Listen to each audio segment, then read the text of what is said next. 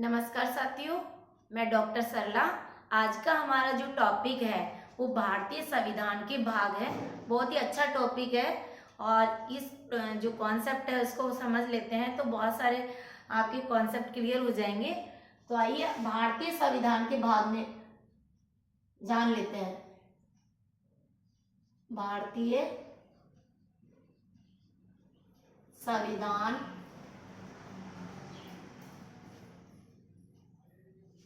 के भाग। यदि भारतीय संविधान के कॉन्सेप्ट को क्लियर कर लेते हैं तो इसमें हम आर्टिकल के बेस पे आपको लर्न करवा रहे हैं, तो इसमें बहुत सारे कॉन्सेप्ट आपके क्लियर हो जाएंगे। भारतीय संविधान के भाग को मूल संविधान की बात करें, देखिए पहले ये समझना है, मूल संविधान की बात करें तो भाग 22 और आर्टिकल 395 है, ठीक है। बाकी क्या में जोड़े गए हैं भाग 25 है वर्तमान में, लेकिन मूल संविधान का कॉन्सेप्ट जरूर आता है कि मूल संविधान में कितने भाग है। और इन 22 पार्ट्स को मैं आपको बहुत ही छोटे से ट्रिक्स में और आर्टिकल में क्लियर कर दूंगी। देखिए भाग फर्स्ट की बात करें तो संघ और उसका राज्य क्षेत्र, संघ और उसका राज्य क्षेत्र आर्टिकल 1 से 4 तक उल्लेख करता है।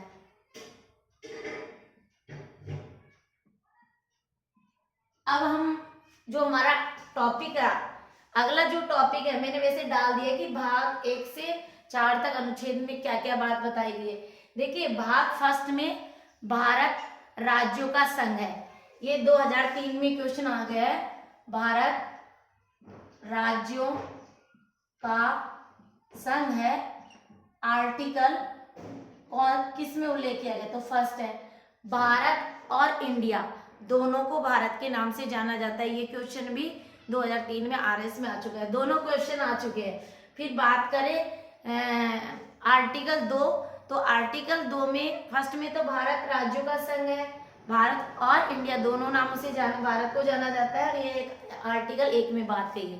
दूसरी बात करें कि भारतीय संविधान के अनुच्छेद 2 में, देखिए भारतीय संविधान के अनुच्छेद 2 में नए राज्यों की प्रवेश और स्थापना का उल्लेख किया गया है। ये भी कॉन्सेप्ट क्लियर होना चाहिए कि नए राज्यों का प्रवेश और स्थापना कौन से अनुच्छेद में उल्लेख किया गया है, तो अनुच्छेद 2 में उल्लेख किया गया है, आर्टिकल 2 में। और अनुच्छेद 3 की बात करें तो भारतीय संविधान के अनुच्छेद 3 में नए राज्यों के प्रवेश के बाद में अपन बात करें कि नए राज्यों का निर्माण, नए राज्यों के क्षेत्रों, सीमाओं और नामों में परिवर्तन की, तो एक ही आएगा लेकिन अनुच्छेद 3 आएगा कि अनुच्छेद 3 में नए राज्यों के निर्माण, सीमाओं में परिवर्तन और क्षेत्र घटा भी सकता है और बढ़ा भी सकती है, ये केवल संसद को पावर।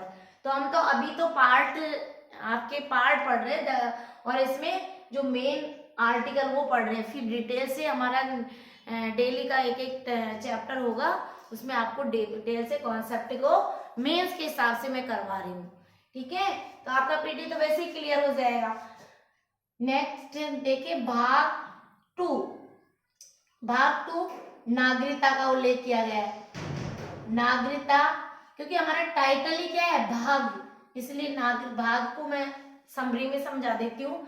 नागरिकता आर्टिकल 5 से लेकर 11 तक उल्लेख किया है।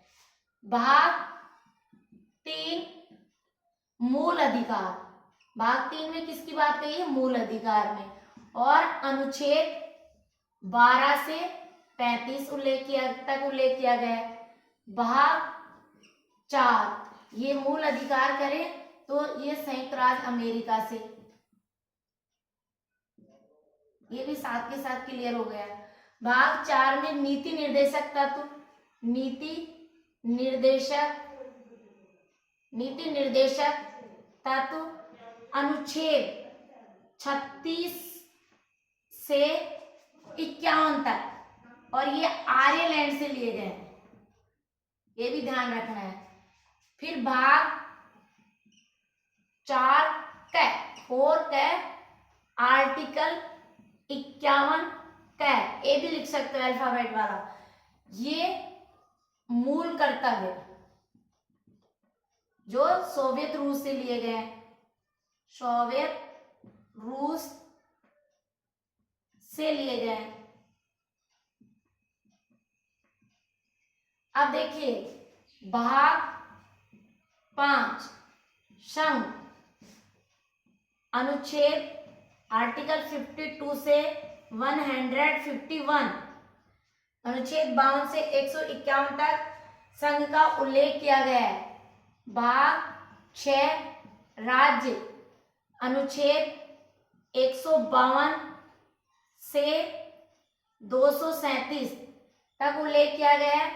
भाग 7 ध्यान रखना है, अनुसूची ख क्षेत्र जो 7वें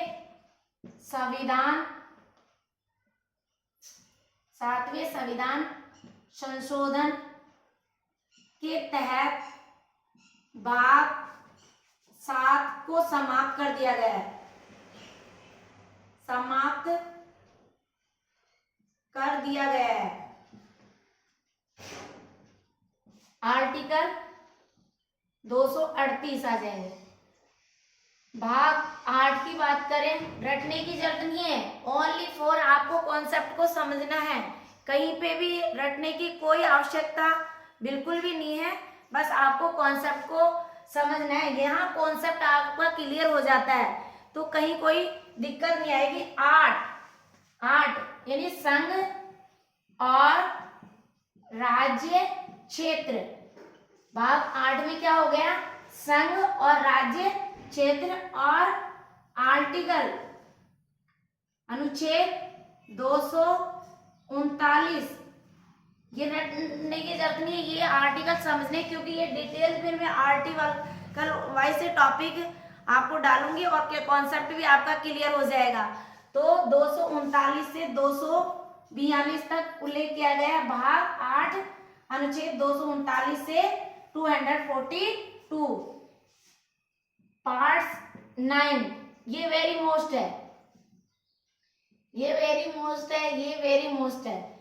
अब देखिए पार्ट 9 में पंचायत आर्टिकल 243 ए से लेकर 243 ओ तक उल्लेख किया गया है। फिर भाग 9 ए की बात करें, नगर पालिका आर्टिकल 43 पी से लेके आर्टिकल 243 243 जेड, ये ध्यान रखना जी। फिर यहाँ देखिए भाग 9 बी की बात करें तो सहकारिता की बात करें तो 243 जेड, ये ध्यान रखना एच 2 से जेड टी तक उल्लेख किया गया है। आप चाहें तो इसका शॉर्ट स्क्रीन ले सकते हैं। भाग 9 तक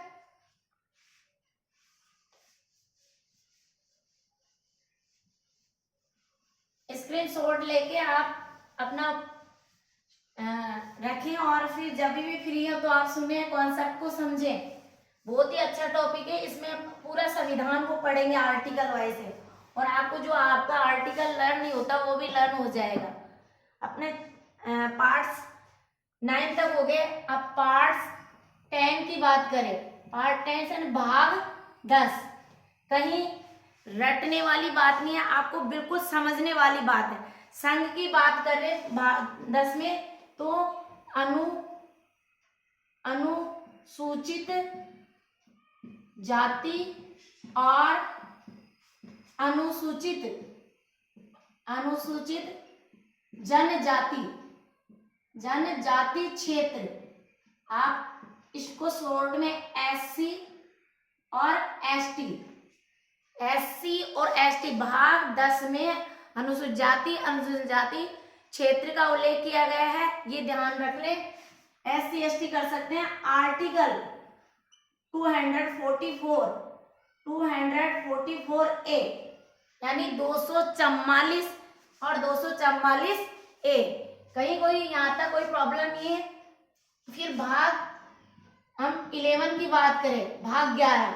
देखिए ये जो टाइटल है, जो हम बात पढ़ रहे हैं भारतीय संविधान के भाग की, जिसमें भी ये आर्टिकल है वो आपको चैप्टर वाइज, जैसे भाग फर्स्ट को क्लियर करवाएंगे, फिर भाग सेकंड में क्या क्या दिया हुआ है, कि कहाँ से आर्टिकल दिए रखे हैं, जैसे भाग सेकंड में 5 से 11, तो नागरिकता के जो से भी कॉन्सेप्ट एग्जाम में अब तक आ चुके हैं और पॉसिबिलिटी है, ये संभावना, ये क्वेश्चन आ सकते हैं। तो हमारा डेली वीडियो होगा आपके लिए और इम्पोर्टेंट, आप प्लीज आप एक बार कूल माइंड होकर सुने, समझे, और यदि कहीं पे भी कॉन्सेप्ट आपको लग रहा है कि यहाँ कॉन्सेप्ट समझ में नहीं आ रहा, तो आवश्यकता समझे तो मेरे नंबर है 9828861404। इसी नंबर से हमारा ये चैनल फ्री ऑफ कॉस्ट है, तो आपको अच्छा लगता है तो आप डिपेंड ही करें कि भाई ये है, और सबको शेयर करें, अपने भाई बहनों को भी बेनिफिट मिलना चाहिए, रिलेटिव में सबको शेयर करते हैं। आप डाउनलोड कर लेते हैं तो आपके बेल बज जाएगी, तो आपका जो भी मैं पढ़ा रही हूँ, ऑनलाइन लेती हूँ, तो आप तक पहुँच जाएगा। तो आप सब सब्सक्राइब भी कर सकते हैं। ऐसा कुछ नहीं है कि हमें कोई अप्रिसिएट होना है या फिर नाम कमाना है, ऐसा कुछ नहीं है। एक टीचर होने के नाते मेरा जो हार्दिक तमन्ना है कि आपको प्लेटफॉर्म मिलना चाहिए, आपको अच्छा जॉब मिलना चाहिए, चाहे आप UPSC दें, RS बने, या अभी बहुत अच्छा गोल्डन चांस है आपके लिए CET का 10+12 का भी रिजल्ट आ गया, ग्रेजुएट काफ़ी स्टूडेंट हमारे पढ़ाए हुए सेलेक्ट भी हुए हैं। तो इस तरह से आप टॉपिक को समझ के लर्न करें। जैसे हमने आपको कोशिश किया है कि बहुत से अच्छा देने का। अब कई स्टूडेंट क्या करते हैं कि मार्केट में जाते हैं और दुकान वाले को ये भी पता नहीं है वो क्या है, बस उससे पूछेगा भैया कौन सी बुक दे दे। अब उसको तो जो बेनिफिट होगा, जो महंगी होगी, उनको परसेंट मिलता है, वही तो देगा ना आपको। इसलिए प्लीज इतना वो नहीं करे। अगर आपको सिलेक्शन पाना है तो रिसर्च, मैंने PhD किया है, तो हम चाहते एक किताब से आपका सिलेक्शन नहीं होगा, ऑथेंटिक बुक होनी चाहिए। पतली और मोटी कोई औचित्य नहीं रखना, मायने नहीं रखती। मायने ये रखता है कि कहाँ से कॉन्सेप्ट अच्छा दे रखा है। और यहाँ तक कि स्पेशली जो UPSC या RPSC स्टेट लेवल की जो भी PCS में देंगे या देना चाह रहे हैं, तो उनके लिए तो बहुत ज़रूरी है कि डेटा कलेक्शन करने हैं, और ये हमारा जो वीडियो देखने का बहुत है, क्योंकि हम लोग क्या करते हैं कि रिसर्च करते हैं, हर चीज़ की का वो निकालते हैं, कंक्लूजन पे पहुंचते हैं पूरा डीपली स्टडी करने के बाद में। और हमारा जो टारगेट होता है कि कहीं पे भी बच्चे का नंबर अच्छा स्कोरिंग आया, हमारा जो मैटर से उनके कहीं पे भी स्केलिंग नहीं हो, कटे नंबर नहीं, फुल में से फुल नंबर आए। तो ऐसा नहीं है कि एक किताब में से छाप दे दें, बहुत डीपली स्टडी करने के बाद में भी अच्छा से अच्छा देने का प्रयास करते हैं। तो आई थिंक आप भी अच्छी तरह से मेहनत करेंगे और सिलेक्शन पाएंगे, हमें बहुत खुशी होगी। और तो हमें क्या चाहिए, हमें कुछ नहीं चाहिए। तो नेक्स्ट हमारा पार्ट पढ़ रहे हैं 11 की बात करें, जो भाग 11 है। अब इसको समझो, 1-1। तो 1-1 का मतलब जान रहे हैं कि जो हमारे संघ है और जो हमारे राज्य क्षेत्र है, उनके बीच में क्या होना चाहिए, रिलेशन होना चाहिए। तो संघ और राज्य क्षेत्र के बीचों में, संघ और राज्यों के बीचों में संबंध,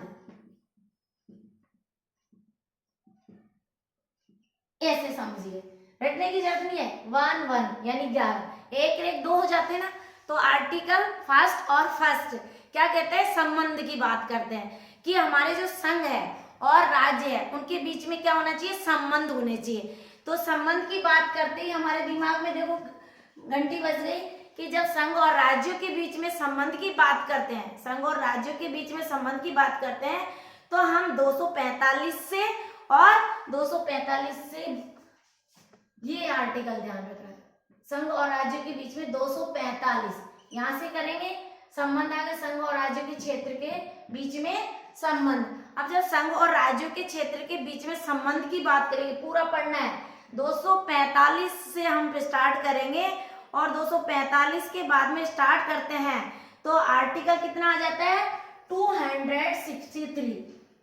ठीक है, संघ और राज्यों के बीच में संबंध या संघ और राज्य क्षेत्र के बीच में, इसको रहने दो आप, संघ और राज्यों के बीच में संबंध, आपको और शॉर्ट कर देते हैं, क्षेत्र को भूल जाओ, रटने की जरूरत है। संघ और राज्यों के बीच में संबंध 245 से 263, यानी 245 से 263 में भाग 11 में संघ और राज्यों के बीच में संबंध का उल्लेख किया गया। अब हम 245, 246, 247 से कंटिन्यूटी आर्टिकल आपको पढ़ा दूंगी, लेकिन जहां लगेगा कि ये एग्जाम में आ चुके हैं और ये पॉसिबिलिटी है इस तरह के क्वेश्चन, वो ही करवाऊंगी। आपको ज्यादा इतना मतलब बर्डन लेने की आवश्यकता नहीं है और टेंशन करने की भी जरूरत नहीं है। बस आप तो, मेरा स्पेशली निवेदन है कि आप लिख लिख के प्रैक्टिस करें और अपना जैसे जैसे सिटिंग की बढ़ाएं। आज मैंने 2 घंटे स्टडी के, कल 3 घंटे कर कि मतलब टाइम बढ़ाते जाए, जैसे जैसे एग्जाम आते हैं सब क्लोजिंग कर दीजिए और अपने टारगेट पर फोकस रखिए।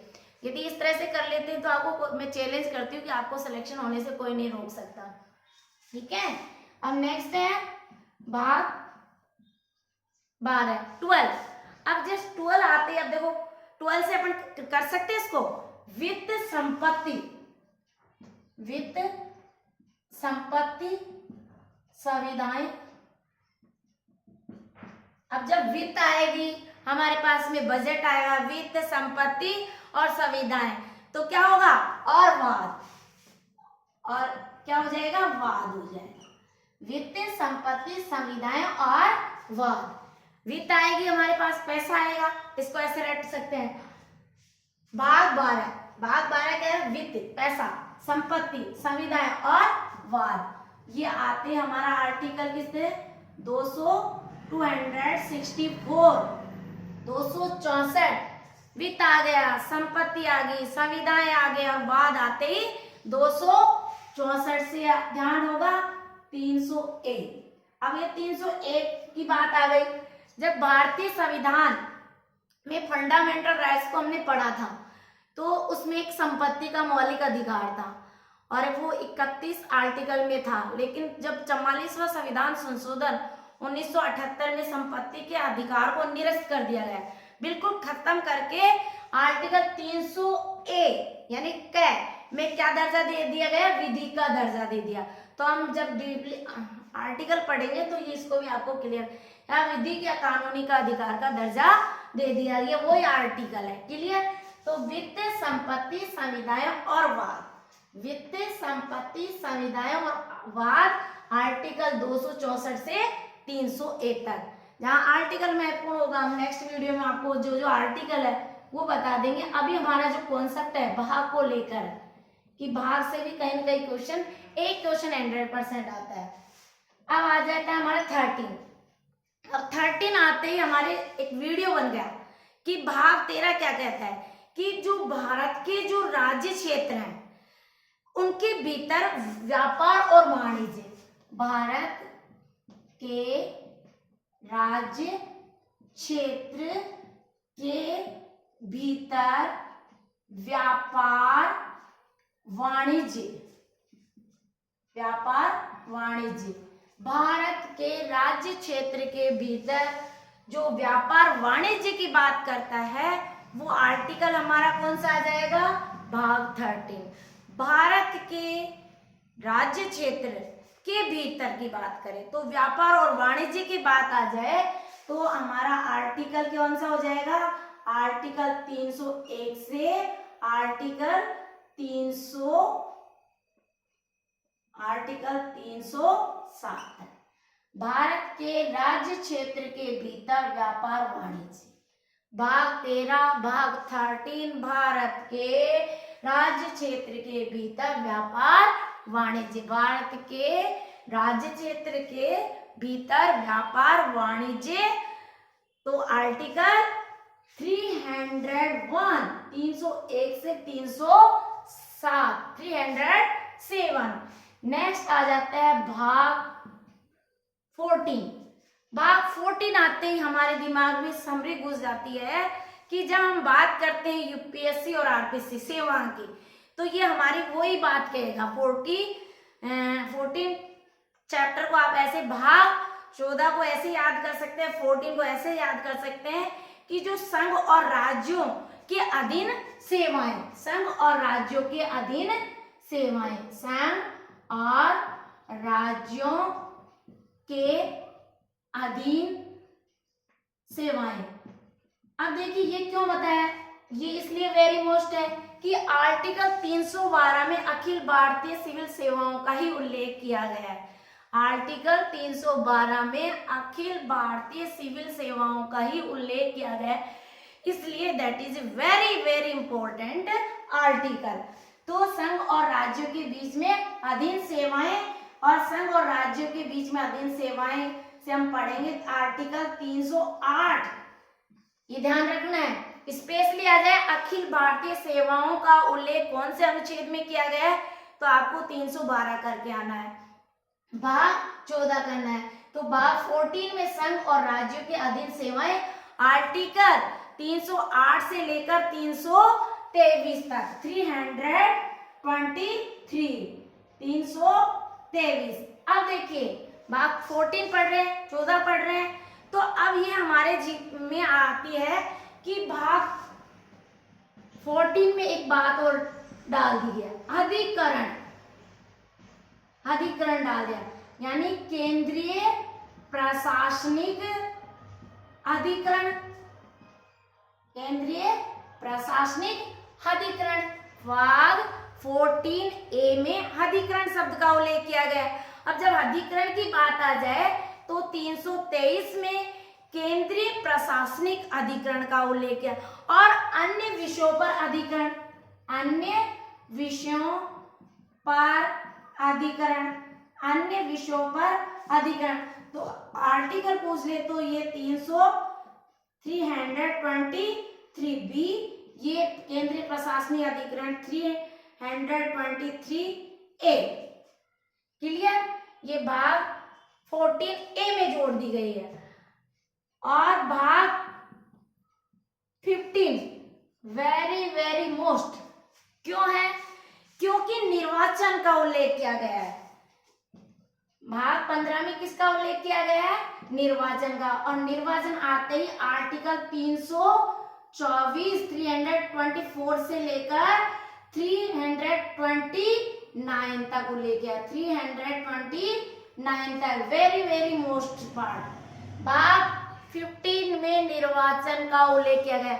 अब देखिए क्वेश्चन आ जाता है कौन से आर्टिकल में निर्वाचन आयोग का, और 324, सीधा सीधा आंसर है। कई बार यूपीएससी, आरपीएससी, स्टेट लेवल और ये जो अधीनस्थ सबऑर्डिनेट है उनमें एग्जाम में तो ये पूछा गया है। नेक्स्ट बात करें भाग 16। अब रटने की जरूरत नहीं है, मैं एक एक दो शब्दों में इस कॉन्सेप्ट को क्लियर कर रही हूँ। 16 की बात करें तो कुछ वर्गों की बात करें, कुछ वर्गों से संबंधित विशेष प्रावधान, कुछ वर्गों से संबंधित विशेष प्रावधान, कुछ वर्गों से संबंधित विशेष प्रावधान, कुछ वर्गों से संबंधित विशेष प्रावधान की बात आ गई। अब कुछ वर्गों से विशेष संबंधित प्रावधान, तो आर्टिकल हमने 323 तक कर लिया। अब यहाँ 329 तक, 324 से 329 तक हो गया। कुछ वर्गों से संबंधित विशेष प्रावधान, कुछ वर्ग आ गए, कुछ वर्ग जिसमें SC, ST, OBC, वही संविधान का जो आरक्षण वाला मैटर आता है। तो भाग 16 कुछ वर्गों से संबंधित विशेष प्रावधान 330 से लेकर, हम देखिए कॉन्सेप्ट को बिल्कुल क्लियर करना है। जब कुछ विशेष वर्ग की बात आ जाए, तो जब विशेष वर्ग की बात आ जाएगी तो 330 से 342 तक, 330 से 342 तक, तो ये कॉन्सेप्ट कुछ वर्गों से संबंधित विशेष प्रावधान। तो जब SC, ST, OBC का जो रिजर्व कोटे की बात 330, अब ये पूरे आर्टिकल 330 से 342 तक, इस 330 से 342 तक कुछ वर्गों से विशेष संबंधी प्रावधान का उल्लेख किया गया है। फिर हमारी बात आ जाए, नेक्स्ट हम बात करें भाग 17 भाग 17। अब भाग 17 आते हमारे फीडबैक आ गया दिमाग में, राजभाषा। भाई भाग 17 आते ही राजभाषा। अब जब राजभाषा हमारी भाषा मदर टंग की बात करें, हमारे मूल संविधान में कितनी भाषाओं का उल्लेख किया गया है? 22 भाषाओं का उल्लेख किया गया है। ये ध्यान रखें। हमारे जो वर्तमान में देखिए मूल संविधान में तो 8 ही अनुसूचियां थी, 22 भाग से 395 अनुच्छेद थे। मूल संविधान 12 अनुसूचियां नहीं थी, 8 अनुसूचियां थी। वर्तमान में 12 अनुसूचियां। अनुसूचियां हम कभी एक अलग से चैप्टर डाल देंगे। तो राजभाषा, भाषा की बात कर रहे हैं, तो जब राजभाषा आ जाए तो बात आर्टिकल कितने की आ जाती है? भाग 17 लर्न करने हैं कि कौन से भाग में राजभाषा का उल्लेख किया गया है। तो आपको फटाक जवाब देना है कि भाग 17 और आर्टिकल 343 से 351 तक। अनुच्छेद 343 343 से 351 तक राजभाषाओं का उल्लेख किया गया।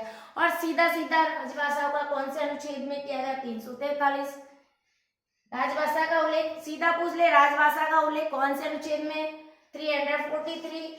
भाग कौन सा? 17। तो हमने राजभाषाओं की डिटेल जानेंगे तो 92वां संविधान संशोधन 2000 में संताली, मैथिली, डोगरो और वाडो ये भाषाओं को जोड़ा गया था।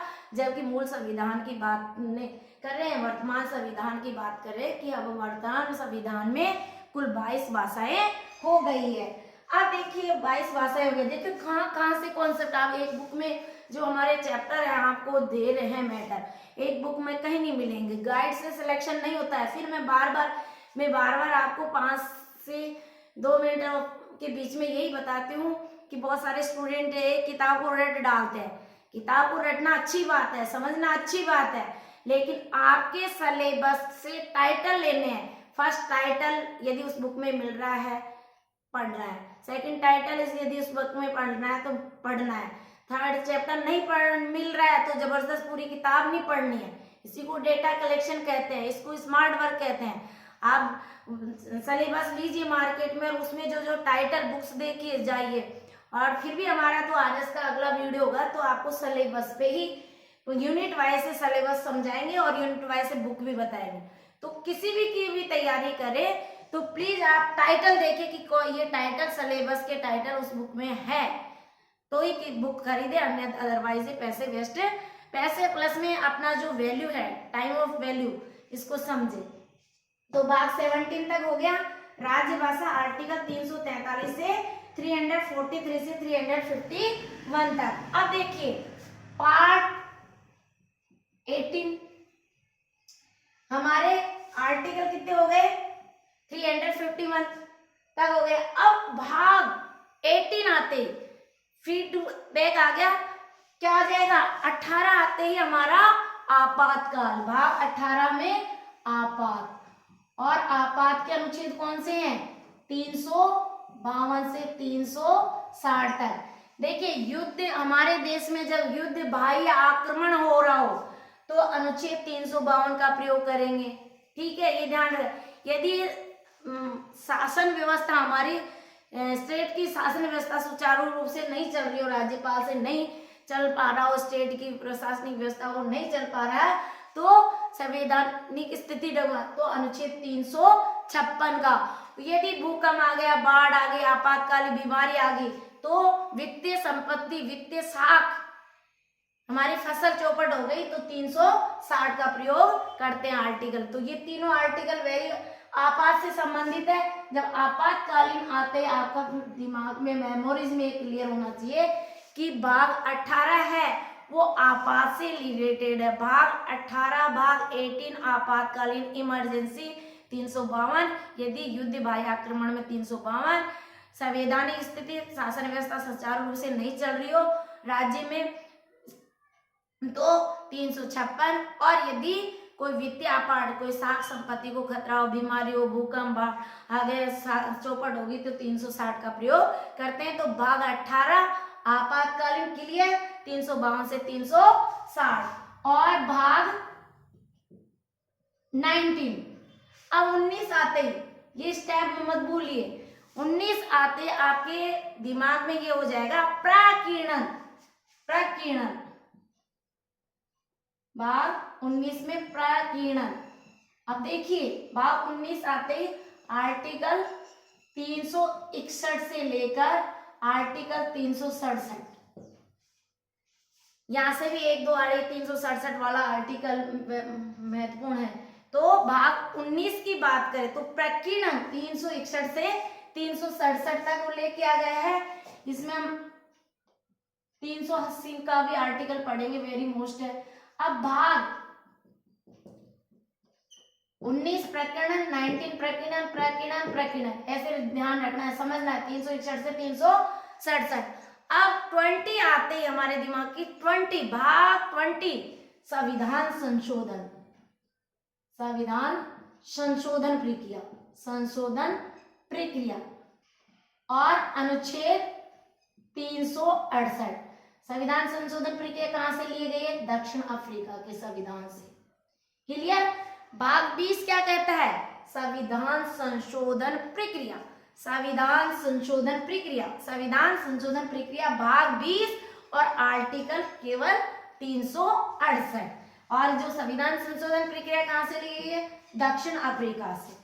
भाग 21, अब देखिए 21 अस्थायी संक्रमणकाली, अस्थायी संक्रमणकाली, संक्रमणकालीन, बार बार पढ़ेंगे समझेंगे तो कोई ही वर्ड सी तो समझने हैं, अपने आप दिमाग में अस्थायी संक्रमण आते ही तुरंत दिमाग में आ जाएगा कि भाग 21 में इसका उल्लेख किया गया है।